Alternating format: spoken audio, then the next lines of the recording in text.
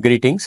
Today we will look at Galatians chapter 6, verses 11 to 15. The greatest problem that hit the church of Galatia is religious observations versus true relationship with God.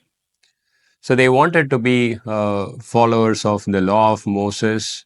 They wanted to observe the ordinances of Moses. The chiefest ordinance in the law of Moses is circumcision. So the false teacher were drawing the attention of the people to observe circumcisions, and they wanted them to know that when they observe the circumcision, they gain the acceptance before God.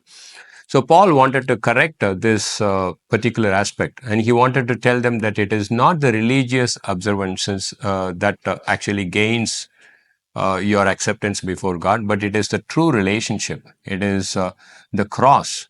It is the death of Christ that actually justifies you. So look at 6 verse 11. See, with what large letters I am writing to you with my own hand. This is like Apostle Paul saying that, look at, I am writing with large letters. Or you can say that I'm writing a statement with underline. Or you can say that I'm typing something in bold format. Or you can say that I'm writing something that is very, very important.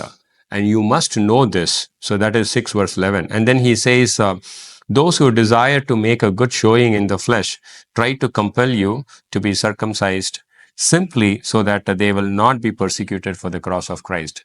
So the people who wanted this religious observance should be observed. The reason why they said is because they did not want to be persecuted.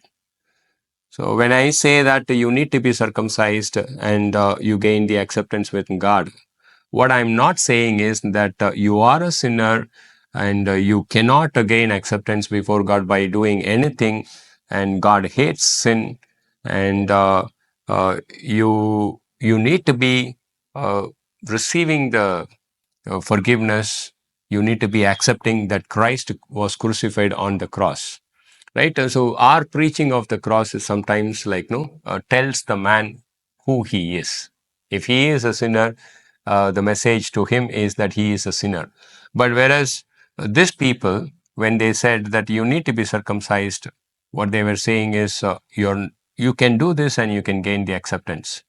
So when we say people that you are a sinner, we stand to be persecuted, or we stand to be like maligned, or we stand to be misunderstood, that we are devaluing the human beings, all those things. So what Apostle Paul is saying is they come up with the circumcision because they do not want to be persecuted. Right? And then he says in 6 verse 13 that they actually promote circumcision not with the interest that they have to uphold the law of Moses, because they themselves are hypocrites, that they don't observe the law of Moses. They just come and say that you need to be circumcised so that they can boast in the flesh of people. Whereas Apostle Paul says that rather I boast except the cross of Christ, through which the world has been crucified to me and I to the world. So this is the point, my dear friends. So any amount of religious observances, such as reading the Bible or going to the church or prayer, and they are good in themselves, but they don't make us righteous before God. Right? What makes us righteous before God is Christ died on the cross for our sins, and he was raised by God the Father, and he who knew no sin became sin for us, and his righteousness is imputed to us when we believe and accept Christ.